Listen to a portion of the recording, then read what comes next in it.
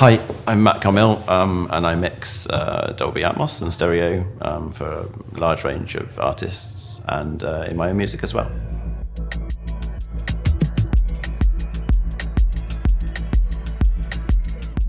When you mix other people's music and you get a project which has already been mixed or mastered in stereo, the process of replicating the mix bus is probably the biggest challenge.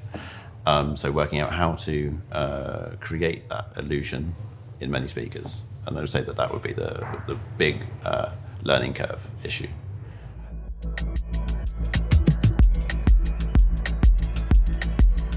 It can be a client thing. Often it's not my decision in some way that it has to fulfill both the function of feeling like a good immersive mix, but also be related and relatable for the artist as the stereo mix is.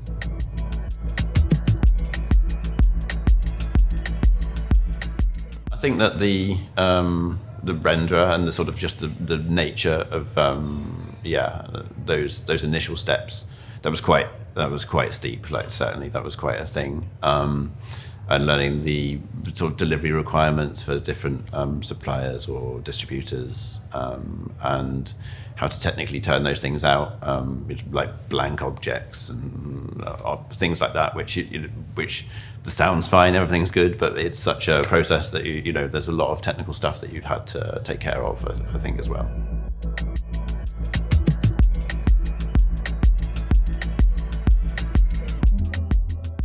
Well, I mean, I think one of the big things is how much was done in mastering. I guess, like if the master's wildly different to the pre-master, then you're already like, well, okay, what are we going to do here? Because you have to recreate something like that. And then as you move away from electronic music, you move into sort of the desk to tape paradigm, perhaps more. That becomes trickier and trickier because of the way that things are usually captured, and the way that the mix bus is running in those projects.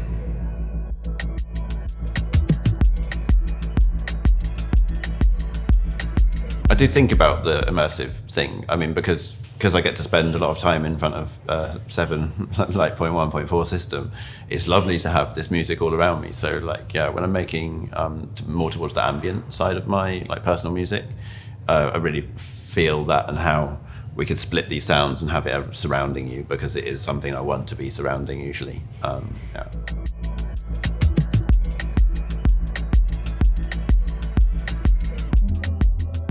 I would love to do them at the same time if I can. It would be amazing if the stereo mix, the stereo fold down could be the stereo master in essence. And I'm experimenting with that at the moment. It's something that's very live in my thought process.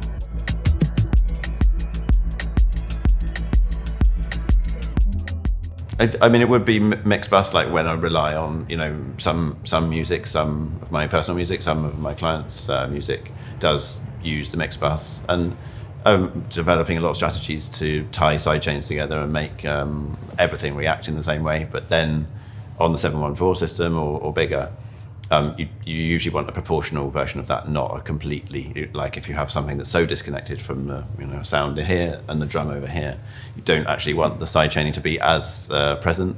And so experimenting with how that works in fold down and in the room, and finding the happy balance between those.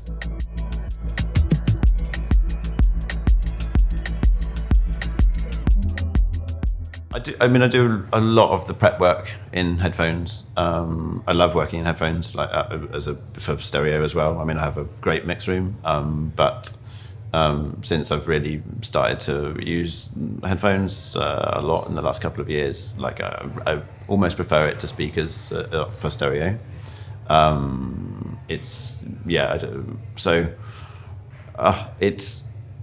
It's strange. I'm getting better and better at it. I need the speakers less and less. Whereas when I first started doing that, probably the trims and the changes were 50%.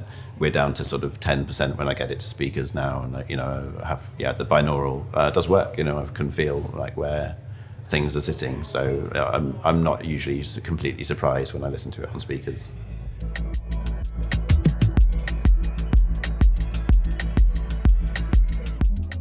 Experimenting with the binaural settings and thinking about listening to it as a piece rather than breaking it down. So if you do a lot of prep work, you get your piece laid out, it's sounding good. Not stopping and starting all the time makes a big difference to how you perceive the spatialization, the binaural distances, because you don't put your head in and out of a room. The reverb effect of that and the spatial effect of that, if you're not in it, the stopping and starting really breaks the illusion.